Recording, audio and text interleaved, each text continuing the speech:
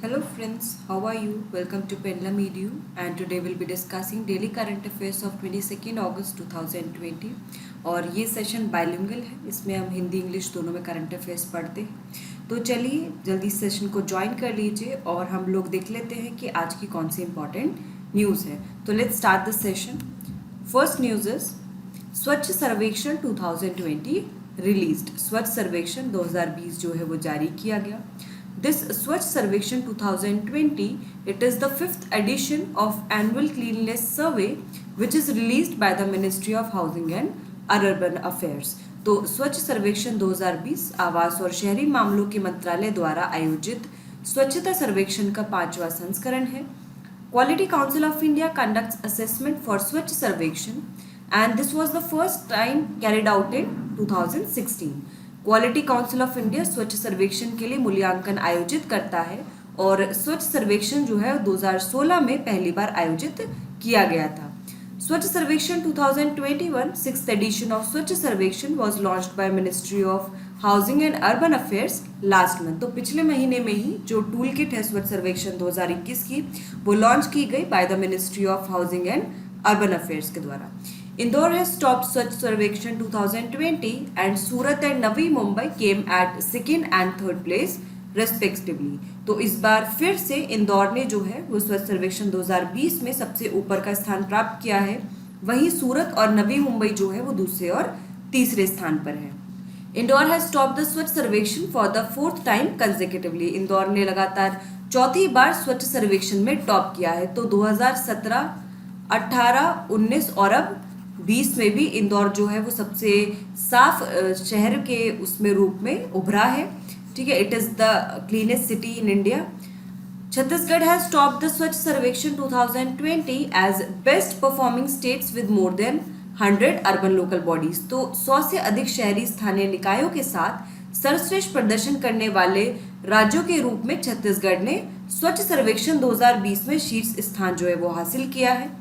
Jharkhand has topped the स्वच्छ Survekshan 2020 as best performing state with less than 100 urban local bodies, जबकि 1000 से कम शहरी स्थानीय निकायों के साथ सर्वश्रेष्ठ प्रदर्शन करने वाले राज्यों के रूप में झारखंड ने स्वच्छ सर्वेक्षण 2020 में शीर्ष स्थान हासिल किया है।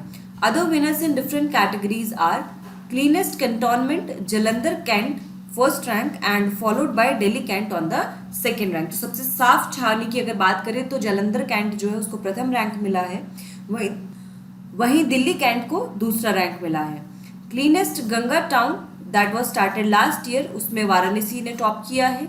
तो सबसे साफ गंगा शहर के रूप में वाराणसी को प्रथम स्थान प्राप्त हुआ है और ये जो सबसे साफ गंगा शहर है इसको 2019 में प्रारंभ किया गया था। Ahmedabad topped in the cleanest mega city category having population of more than 40 lakh। 40 lakh से अधिक आबादी वाले सबसे स्वच्छ मेगा शहर अहमदाबाद है जिसे प्रथम रैंक हासिल हुई है। Maximum citizens participation among cities with more then 1 lakh population Shahjahanpur Uttar Pradesh has topped. 1 lakh से अधिक आबादी वाले शहरों में अधिकतम नागरिकों की भागीदारी के मामले में उत्तर प्रदेश में शाहजहाँपुर प्रथम रैंक पर रहा है। Maximum citizens participation among cities with less than 1 lakh population, तो 1 लाख से कम की जो आबादी है वहां पर किसने टॉप किया है? नंदप्रयाग, जो कि कहां पर है? उत्तराखंड में है। The name of 5 star cities Indore, Ambikapur, Navi Mumbai, Surat, Rajkot and Mysuru. तो ये जो 5 स्टार सिटीज हैं 5 स्टार शहरों के रूप में किस किस को चुना गया है? इंदौर, अंबिकापुर, नवी मुंबई, सूरत, राजकोट और मैसूर को। The number of 3 star cities are, तो जो 3 स्टार सिटीज हैं उसमें कौन कौन शामिल हैं? 86 सिटीज शामिल हैं, जबकि जो 1 स्टार सिटीज हैं उसमें 64 शहर शामिल हैं, यानी कि 64 सिटीज जो हैं वो 1 स्टार सिटीज हैं। Moving forward, let's see a question. According to the Swachh Survekshan 2020 who has topped as the best performing state with more than 100 urban local bodies. Swachh Survekshan 2020 के अनुसार 100 से अधिक शहरी स्थानीय निकायों के साथ सर्वश्रेष्ठ प्रदर्शन करने वाले राज्य के रूप में किसने शीर्ष स्थान जो है वो हासिल किया है? तमिलनाडु, केरला, बिहार या फिर छत्तीसगढ़? जल्दी से कमेंट करके बताइए सही आंसर। इसका सही आंसर होगा ऑप्शन डी यानी कि छत्तीसगढ़। ये स्वच्छ सर्वेक्षण वाला जो है ये बहुत ही इंपॉर्टेंट है, इससे काफ़ी क्वेश्चंस पूछ लिए जाते हैं और क्योंकि डिफरेंट डिफरेंट कैटेगरीज है तो किसमें किसने टॉप किया है, कौन सी रैंक हासिल करी है, वो आपके लिए बहुत इंपॉर्टेंट है, उसको अच्छे से पढ़िए। आगे चलते हैं। Next is recently India and South Korea have exchanged views on contemporary issues of global development and mutual interest in the field of disarmament and non-proliferation। हाल ही में भारत और दक्षिण कोरिया ने निरस्त्रीकरण और अप्रसार के क्षेत्र में वैश्विक विकास और पारस्परिक हित के समकालीन मुद्दों पर विचारों का आदान प्रदान किया है। तो ये डिसआर्मामेंट क्या होता है? डिसआर्मामेंट यानी कि बेसिकली जो दोनों टर्म है डिसआर्मामेंट और नॉन प्रोलिफरेशन, ये जो है ज्यादातर न्यूक्लियर वेपन से रिलेटेड टर्म्स हैं जो आप पढ़ते हो। और डिसआर्मामेंट का मतलब यही होता है कि जैसे किसी भी कंट्री है जिसके पास ऑलरेडी न्यूक्लियर वेपन्स हैं तो वो आपस में रेस ना करें, जो न्यूक्लियर स्टेट्स हैं, और जो भी न्यूक्लियर वेपन्स हैं जितने हैं उसी में ही वो लोग बस वहीं पे एंड पुट कर दे और उससे आगे जो है वो और ज़्यादा वेपन्स को ना बनाए और आपस में कोई तरह की रेस ना करे, जैसे कि नॉर्थ कोरिया करता है, चाइना करता है, नए नए न्यूक्लियर वेपन्स बनाता है। साथ ही नॉन प्रोलिफरेशन की बात करें तो कुछ स्टेट्स ऐसे हैं जो न्यूक्लियर स्टेट्स हैं, यानी कि जिनके पास न्यूक्लियर शक्तियां हैं, न्यूक्लियर पावर्स हैं, ठीक है, जैसे कि भारत हुआ, इजराइल हुआ, ठीक है, साथ ही यूएस है और उसके बाद चाइना है, ठीक है। तो ये सारी कंट्रीज ऐसी हैं जो न्यूक्लियर स्टेट्स हैं क्योंकि इनके पास न्यूक्लियर वेपन्स हैं। कुछ स्टेट्स हैं जिनके पास न्यूक्लियर वेपन्स नहीं हैं, लेकिन अगर उनको ऐसी टेक्नोलॉजी सौंपी जाती है नॉन न्यूक्लियर स्टेट्स के न्यूक्लियर स्टेट्स के द्वारा नॉन न्यूक्लियर स्टेट्स को, तो उसको प्रोलिफरेशन कहते हैं, ठीक है। तो यहाँ पर जो सहमति जताई गई है दोनों कंट्रीज के द्वारा वो जताई गई है कि दोनों डिसआर्मामेंट और नॉन प्रोलिफरेशन जो है उस पर जो है दोनों का म्यूचुअल इंटरेस्ट है। तो यहाँ पे आपने एक ट्रीटी भी पढ़ी होगी, एनपीटी, नॉन प्रोलिफरेशन ट्रीटी। तो एनपीटी का जो है भारत पार्ट नहीं है, India is not signatory to NPT, ठीक है, इंडिया ने साइन नहीं किया है एनपीटी पे, ठीक है। और both sides have agreed to hold the next round of consultations to carry forward their fruitful discussion. दोनों ही पक्ष अपने फलदायक चर्चाओं को आगे बढ़ाने के लिए परामर्श के अगले दौर का आयोजन करने के लिए सहमत हुए हैं। Talking about south Korea, so it is a east Asian nation on the southern half of the Korean peninsula. कोरियाई प्रायद्वीप के दक्षिणी आधे हिस्से पर एक पूर्व एशियाई राष्ट्र है। It's capital is Seoul and the currency is south Korean von. तो इसकी जो राजधानी है वो सियोल है और जो इसकी मुद्रा है वो दक्षिण कोरियाई वॉन है।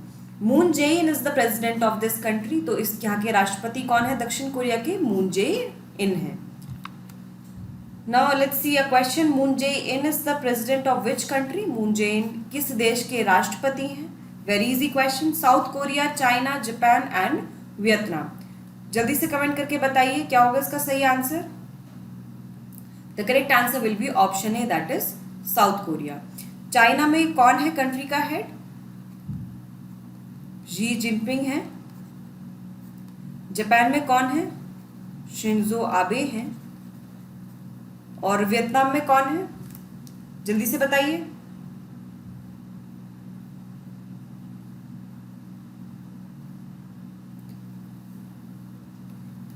नगुयेन जुआन फुक, ये प्राइम मिनिस्टर हैं वियतनाम के, न्यूगेन जुआन फुक, ठीक है। आगे चलते हैं। The next news is health minister doctor Harshvardhan launched a video game called corona fighters. स्वास्थ्य मंत्री डॉक्टर हर्षवर्धन ने कोरोना फाइटर्स नामक वीडियो गेम लॉन्च किया है। This is the first interactive game of its kind on कोविड-19। इट फॉलोज द प्रेवलेंट कोविड-19 appropriate practices. कोविड-19 पर यह अपनी तरह का पहला इंटरैक्टिव गेम है। इसमें प्रमुख कोविड उपयुक्त व्यवहारों का पालन किया गया है। The game is a new and highly creative way to teach people the right tools and behaviours to fight the कोविड-19 पेंडेमिक। यह गेम कोविड-19 महामारी से लड़ने के लिए लोगों को सही उपकरण और व्यवहार सिखाने का एक नया और बेहद रचनात्मक तरीका है। और जब तक इसकी कोई वैक्सीन नहीं बनती है कोरोना वायरस की, तो तब तक अपना बचाव ही सबसे बड़ा यहाँ पे वैक्सीनेशन है। आगे चलते हैं।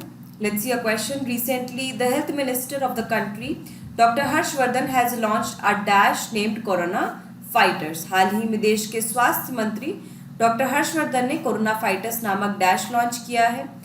It is a portal video game vehicle या फिर पीपी किट, तो ये एक पोर्टल है, वीडियो गेम है, एक वाहन है या फिर पीपी किट है? जल्दी से कमेंट करके बताइए क्या होगा इसका सही आंसर। बहुत इजी क्वेश्चन है। The correct answer will be option B, that is video game. Moving forward, India and Israel signed a cultural agreement. Bharat और इजराइल ने एक सांस्कृतिक समझौते पर हस्ताक्षर किए हैं। Under this agreement a 3-year programme has been outline to further strengthen strategic bilateral ties. इस समझौते के अंतर्गत रणनीतिक द्विपक्षीय संबंधों को और मजबूत करने के लिए 3 साल के कार्यक्रम की रूपरेखा तैयार की गई है। Its purpose is to promote people to people exchanges, तो इसका उद्देश्य अधिक से अधिक लोगों के बीच आदान प्रदान को बढ़ावा देना है। On 18th May 1993, a cultural agreement was signed between the two countries, and this cooperation program for the year 2020 to 23 is based on this agreement. तो वर्ष 2020 से लेकर 23 तक के लिए दोनों देशों के बीच यह सहयोग कार्यक्रम 18 मई 1993 को उनके बीच हस्ताक्षरित सांस्कृतिक समझौते पर आधारित है। This agreement includes the following: to encourage cooperation and organize literature in the protection of cultural heritage and archaeology with the help of Israel Archaeological Authority and Archaeological Survey of India। तो Israel पुरातात्विक प्राधिकरण और भारतीय पुरातत्व सर्वेक्षण की सहायता से सांस्कृतिक विरासत और पुरातत्व की सुरक्षा में सहयोग को प्रोत्साहित करना और साहित्यिक आयोजन करना है। Promote the translation of famous works in each other's language and encourage the participation of films and filmmakers in each other's international film festivals। एक दूसरे की भाषाओं में प्रसिद्ध रचनाओं के अनुवाद को बढ़ावा देना और एक दूसरे के अंतर्राष्ट्रीय फिल्म समारोह में फिल्मों और फिल्म निर्माताओं की भागीदारी को प्रोत्साहित करना है। Talking about Israel, it is a Middle Eastern country located on the Mediterranean Sea। यह भूमध्य सागर पर स्थित एक मध्य पूर्वी देश है। Its capital is Jerusalem and the currency is Israeli shekel। इसकी राजधानी यरूशलेम है और मुद्रा जो है वो इजरायली शेकेल है। Benjamin Netanyahu is the prime minister of this country. तो बेंजामिन नेतन्याहू जो है वो इजराइल के प्रधानमंत्री हैं। और हाल ही में इजराइल एक और वजह से न्यूज़ में था क्योंकि यूएई और इजराइल के बीच में एक अनाउंसमेंट हुई है कि दोनों जो है एक पीस एग्रीमेंट साइन करेंगे, एक पीस अकॉर्ड यानी कि एक शांति समझौते पर जो है दोनों देश हस्ताक्षर करेंगे। और ये जो डील है यूए और इजराइल की, इसको जो है अब्राहम एग्रीमेंट या अब्राहम अकॉर्ड के नाम से जाना जाएगा। और एक और इम्पॉर्टेंट चीज़ है कि ये जो है यूएस ब्रोक डील है, ठीक है, यानी कि ये यूएस के द्वारा डील कराई गई है। काफ़ी चर्चा हुई यूएस यूएई और इजराइल के बीच में, उसके बाद ये जो है एग्रीमेंट हुआ, ठीक है। और इस पर अभी साइन होना बाकी है। दोनों ने अभी अनाउंसमेंट की है कि ऐसा कुछ वो साइन करने वाले हैं। और यूए और इजराइल के बीच जो है अभी टेलीफोन जो लिंक्स हैं वो भी स्टार्ट हो गए हैं। और इसके जो पीस अकॉर्ड है इसके अंतर्गत क्या होगा कि इजराइल जो है यहाँ पर एग्री कर रहा है कि जो उसका वेस्ट बैंक पे जो वो कब्जा करने वाला है उसको अभी के लिए रोक देगा, लेकिन उस पर अपना जो पूरा क्लेम है वो नहीं छोड़ रहा है इजराइल, ठीक है। तो ये इससे रिलेटेड ये न्यूज़ थी, इजराइल से रिलेटेड। काफ़ी इंपॉर्टेंट है ये इंटरनेशनल रिलेशंस के पॉइंट ऑफ व्यू से, क्योंकि इससे जो मिडिल ईस्टर्न रीजन की जो पॉलिटिक्स है, ठीक है, वो पूरी तरह से पलट जाएगी। आगे चलते हैं, क्वेश्चन देख लेते हैं। Recently India has signed a cultural agreement with which country. हाल ही में भारत ने किस देश के साथ एक सांस्कृतिक समझौते पर हस्ताक्षर किए हैं? Israel, Nepal, Sri Lanka and Britain. Quickly comment the correct answer. जल्दी से बताइए किस देश के साथ भारत ने कल्चरल एग्रीमेंट साइन किया है? The correct answer is option A, that is Israel. Next news is 21st August is observed as International Day of Remembrance and Tribute to the Victims of Terrorism। प्रत्येक वर्ष 21 अगस्त को आतंकवाद के शिकार लोगों के स्मरण और श्रद्धांजलि के लिए अंतर्राष्ट्रीय दिवस मनाया जाता है। The day is celebrated to pay tribute to the victims of terrorism around the world। ये दुनिया भर में आतंकवाद के शिकार लोगों को श्रद्धांजलि अर्पित करने के लिए मनाया जाता है। The day was announced by the United Nations General Assembly in 2017 and was celebrated for the first time in 2018। तो ये जो दिन है इसको 2017 में संयुक्त राष्ट्र महासभा द्वारा जो है नामित किया गया था, अनाउंस किया गया था, और पहली बार जो है ये डे कब मनाया गया था? 2018 में मनाया गया था।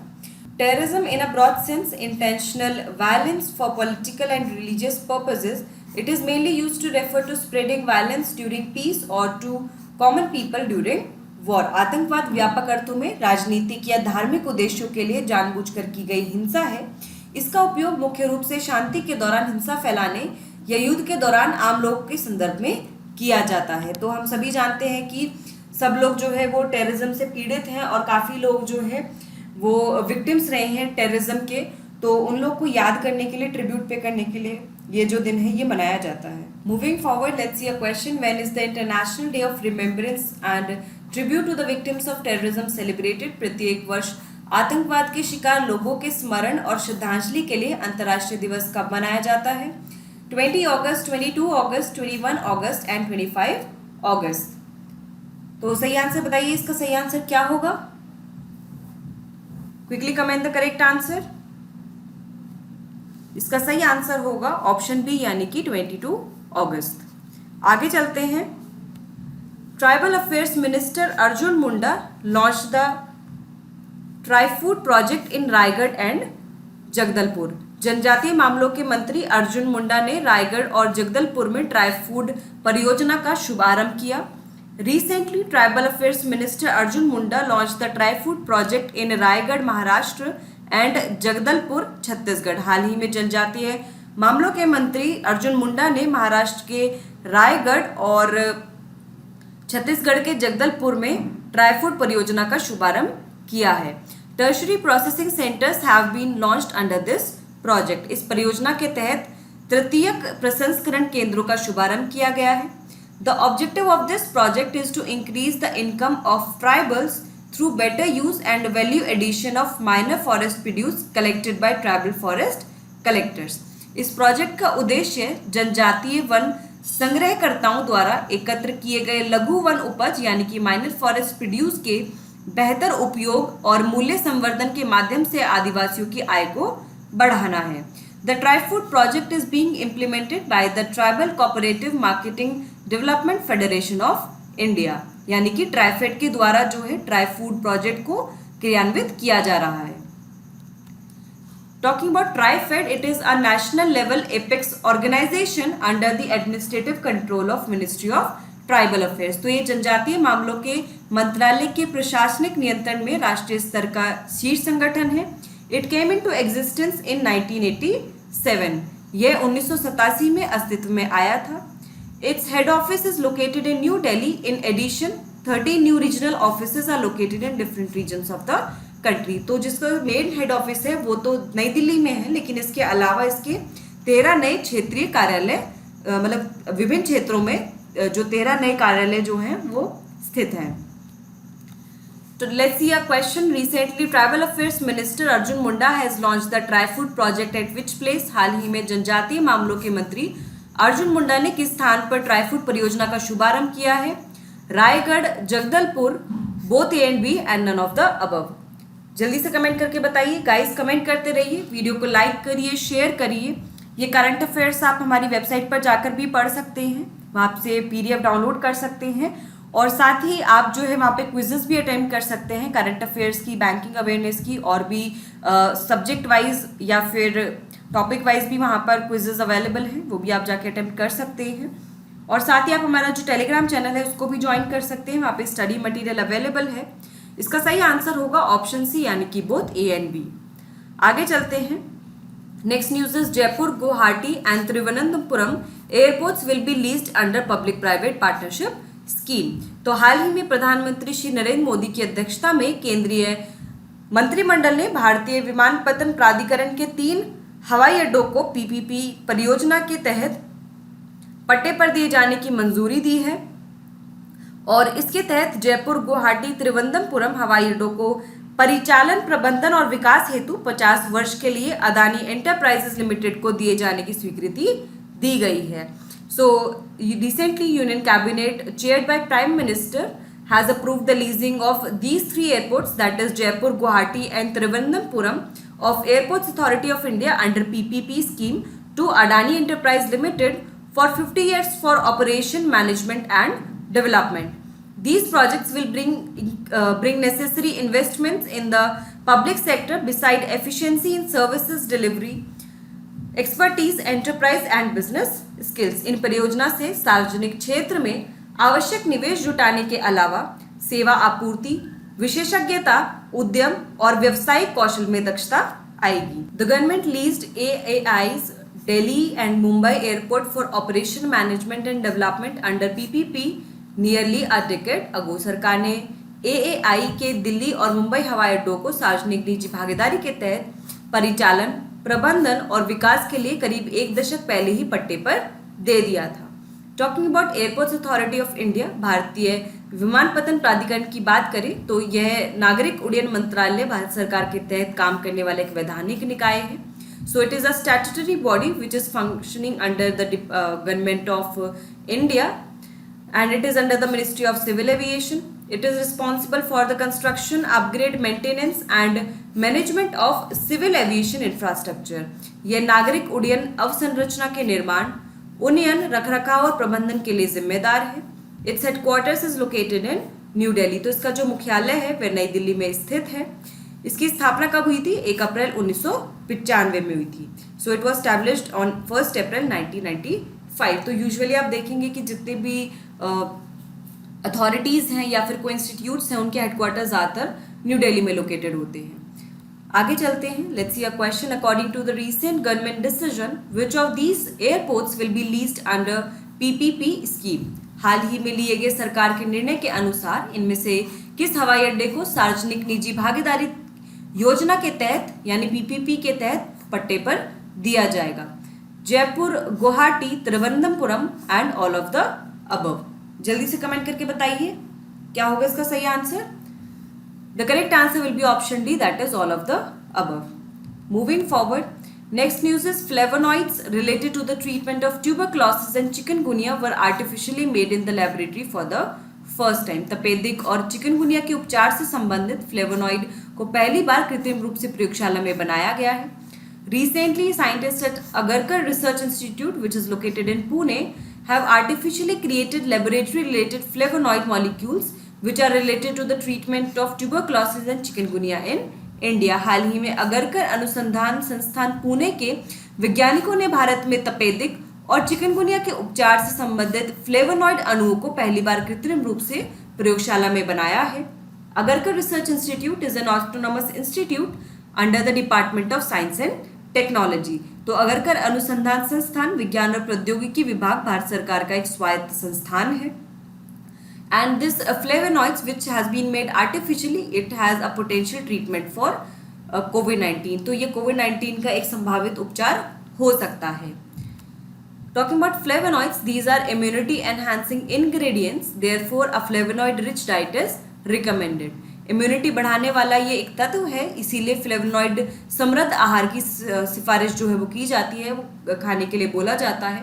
A diet rich in flavonoids protect us from heart, liver, kidney, brain and other infectious diseases। Flavonoid से भरपूर आहार लेने से दिल, लिवर, किडनी, मस्तिष्क और अन्य संक्रामक रोगों से बचा जा सकता है। Most Ayurvedic products are rich in flavonoids. Flavonoids are mostly found in tomatoes, onions, lettuce, grapes, apples, strawberries, peaches and other vegetables। तो ज़्यादातर जो आयुर्वेदिक उत्पाद हैं उसमें फ्लेवोनॉइड्स होता है। और फ्लेवोनॉइड कहाँ का पाया जाता है? टमाटर, प्याज, सलाद, अंगूर, सेब, स्ट्रॉबेरी, आड़ू और अन्य सब्जियों में पाया जाता है। तो ये आपके लिए बहुत ही इंपॉर्टेंट है। तो फ्लेवोनॉइड्स आप कंज्यूम करिए। जो नॉर्मल वेजिटेबल्स, फ्रूट्स आप खाते हैं उसमें वो जो है प्रेजेंट रहता है, तो ये काफ़ी महत्वपूर्ण है, इससे इम्यूनिटी बूस्ट होगी। आगे चलते हैं। Let's see a question, which of the following statements is true. इनमें से कौन सा कथन सत्य है? Flavonoids related to the treatment of tuberculosis and chikungunya have been artificially made in the laboratory for the first time. तपेदिक और chikungunya के उपचार से संबंधित फ्लेवोनॉइड को पहली बार कृत्रिम रूप से प्रयोगशाला में बनाया गया है। Flavonoids are immunity enhancing ingredients. Flavonoids जो हैं इम्यूनिटी बढ़ाने वाले तत्व हैं। तो इनमें से कौन सी स्टेटमेंट सही है? 1 only, 2 only, both 1 and 2 and none of the above।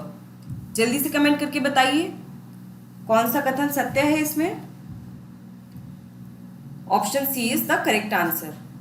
दोनों ही कथन जो है सही हैं, both 1 and 2। Next news is a tattoo sensor designed to monitor vital health parameters। महत्वपूर्ण स्वास्थ्य मापदंडों की निगरानी के लिए एक टैटू सेंसर जो है वो तैयार किया गया है। The tattoo sensor is designed and manufactured by Dr. Saurabh Kumar of the Center of Nanoscience and Engineering of IIC Bangalore। भारतीय विज्ञान संस्थान बेंगलोर के centre of nano sciences and engineering के डॉक्टर सौरभ कुमार ने जो है इसको बनाया है। He is a recipient of the inspire faculty fellowship established by the department of science and technology. तो वे विज्ञान और प्रौद्योगिकी विभाग द्वारा स्थापित इंस्पायर संकाय फेलोशिप के एक प्राप्तकर्ता है। Skin compliant sensors have the ability to continuously monitor non-invasive and important health parameters। त्वचा के अनुरूप सेंसर में गैर आक्रामक और महत्वपूर्ण स्वास्थ्य मापदंडों की निरंतर निगरानी करने की क्षमता है। In addition, it also has the ability to replace rigid and heavy health monitoring devices as conventional medical devices are heavy, rigid and non-practical। तो इसके अलावा इसमें कठोर और भारी स्वास्थ्य निगरानी उपकरणों का साथ स्थान लेने की भी क्षमता है, क्योंकि परंपरागत चिकित्सा उपकरण भारी, कठोर और गैर व्यावहारिक होते हैं। तो आप देखते हैं कि कितनी हैवी मशीनरीज होती हैं, बड़ी बड़ी मशीनरीज होती हैं जिनको इधर उधर नहीं ले जाया जा सकता है। तो ये जो स्किन कंप्लायंट सेंसर है, जिससे हमें बहुत सारी इंफॉर्मेशन मिल सकती है, हेल्थ पैरामीटर्स चेक हो सकते हैं, ये काफ़ी उसमें हेल्पफुल रहेगा। This tattoo sensor is designed to suit the skin of about 20 microns thick। लगभग 20 माइक्रोन मोटी त्वचा के अनुरूप यह टैटू सेंसर जो है वो तैयार किया गया है। These sensors do not interfere with the daily activities of the user। तो ये सेंसर जो है उपयोगकर्ता की दैनिक गतिविधियों में हस्तक्षेप नहीं करते हैं। Through this one can get information about pulse rate, respiratory rate, exposure to UV rays, skin hydration level and glucose level। इसके द्वारा व्यक्ति की पल्स दर, श्वसन दर, यूवी किरणों के संपर्क, त्वचा जलयोजन स्तर, ग्लूकोज का स्तर, इस तरह की जो जानकारी है वो प्राप्त हो सकती है। Now let's see a question. Recently who has designed a tattoo sensor to monitor vital health parameters. हाल ही महत्वपूर्ण स्वास्थ्य मापदंडों की निगरानी के लिए एक टैटू सेंसर किसके द्वारा तैयार किया गया है? Indian Institute of Science Bangalore, Tata Institute of Fundamental Research Mumbai, Indian Institute of Technology Kanpur and Defence Research and Development Organisation New Delhi. जल्दी से कमेंट करके बताइए क्या होगा इसका सही answer. The correct answer will be option A, that is IISc Bangalore, भारतीय विज्ञान संस्थान Bangalore. Moving forward, next news is 5 engineers and 2 technicians were trapped in a major fire at Shri slam power station. Shri slam power station में लगी एक बड़ी आग में 5 engineer और 2 तकनीशियन जो है वो फंस गए थे। The fire was caused by a short circuit eight Shri slam power station. Shri slam power station में शॉर्ट सर्किट लगने के कारण जो है ये आग लग गई थी। Srisailam dam has been constructed on the Krishna river in Andhra Pradesh Kurnool district and is the second largest hydroelectric power station in the country. Srisailam बांध का निर्माण आंध्र प्रदेश के कुर्नूल जिले में कृष्णा नदी पर किया गया है और यह देश का दूसरा सबसे बड़ा पन बिजली क्षमता वाला स्टेशन है। ठीक है, तो ये एक इम्पॉर्टेंट फैक्ट है। अब कृष्णा रिवर के बारे में कुछ जान लेते हैं। It is the 4th largest river in India in terms of water flow and river basin. तो ये जल प्रवाह और नदी बेसिन के मामले में भारत की 4थी सबसे बड़ी नदी है। इट ओरिजिनेट्स इन महाबलेश्वर महाराष्ट्र। तो इसका उद्गम कहाँ होता है कृष्णा नदी का? महाबलेश्वर महाराष्ट्र में होता है। It flows from Maharashtra, Karnataka, Telangana, Andhra Pradesh and eventually falls into the Bay of Bengal. तो यह महाराष्ट्र, कर्नाटक, तेलंगाना, आंध्र प्रदेश से बहती हुई अंततः बंगाल की खाड़ी में जाकर गिर जाती है। Ghataprabha, Malaprabha and Tungabhadra are its major tributaries. तो इसकी जो सहायक नदियां वो कौन कौन सी हैं? घाटप्रभा, मालप्रभा और Tungabhadra. Shri slam dam is situated on the same river on the borders of Telangana and Andhra Pradesh. Shri slam बांध इसी नदी पर तेलंगाना और आंध्र प्रदेश की सीमा पर बना हुआ है। Moving forward, let's see a question. Shri slam dam is built on which river? Shri slam बांध किस नदी पर बनाया गया है? Krishna, Kaveri, Godavari and Tungabhadra. Quickly comment the correct answer.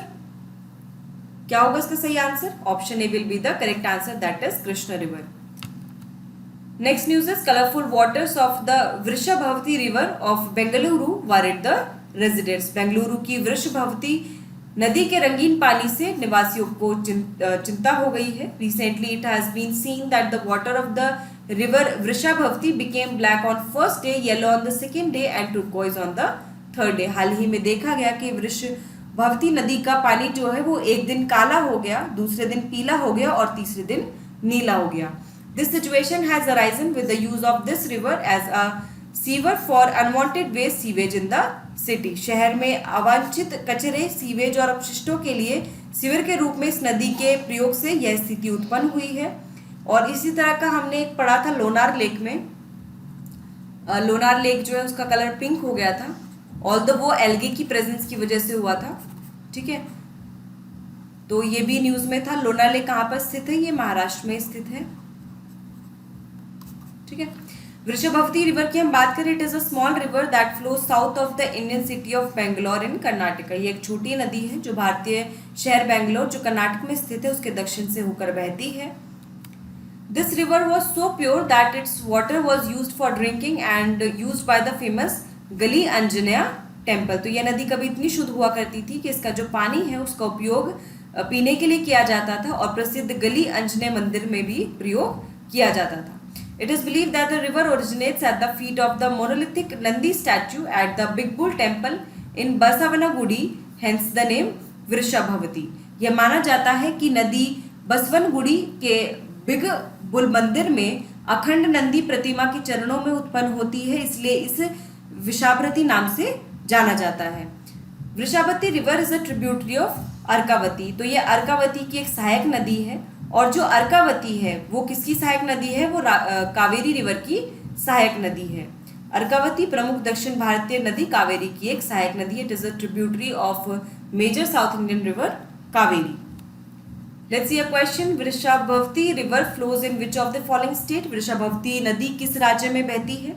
Kerala, Karnataka, Tamil Nadu and Andhra Pradesh. So questions related to river are generally asked in exams like SSC, तो ये बहुत ही इंपॉर्टेंट हो जाता है। कोई भी रिवर आती है उसके बारे में ज़रूर पढ़िए कि वो कहाँ से फ्लो होती है, फाइनली कहाँ जाके मर्ज होती है। अगर वो किसी की ट्रिब्यूटरी है मेजर रिवर की तो कौन सी रिवर है वो, या फिर इस रिवर की कौन कौन सी ट्रिब्यूटरीज हैं, इस तरह से आपको पढ़ना है। The correct answer will be option B, that is Karnataka. Moving forward, let's see the next news. A study found that a record amount of ice melted in Greenland during the extra warm year 2019. एक अध्ययन में पाया गया कि अतिरिक्त गर्म वर्ष 2019 के दौरान ग्रीनलैंड में बर्फ की एक रिकॉर्ड मात्रा पिघल गई है।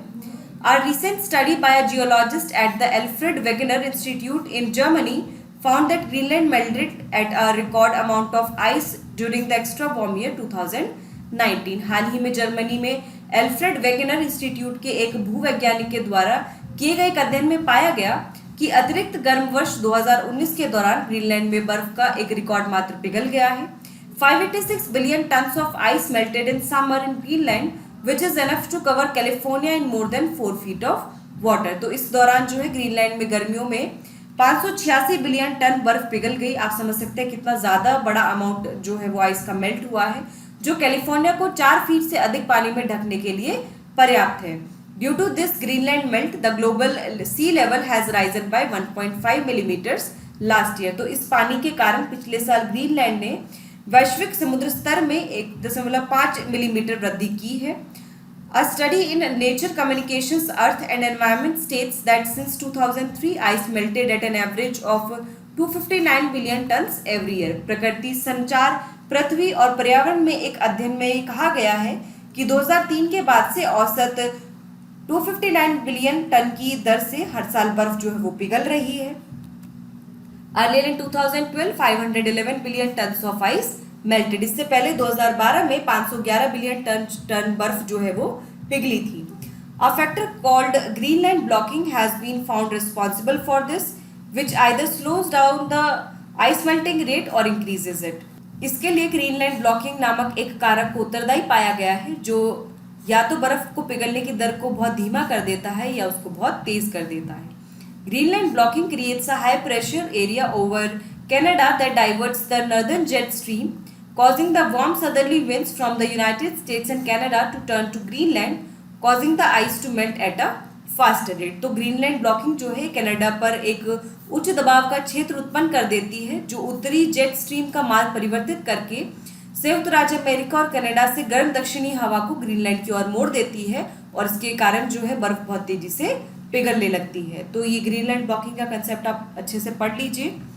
ठीक है, आगे चलते हैं। Let's see a question, which of the following statements is true? A record of 586 billion tons of ice melted in Greenland during the extreme warm year 2019। अतिरिक्त गर्म वर्ष 2019 के दौरान ग्रीनलैंड में बर्फ की एक रिकॉर्ड मात्रा 586 बिलियन टन पिघल गई है।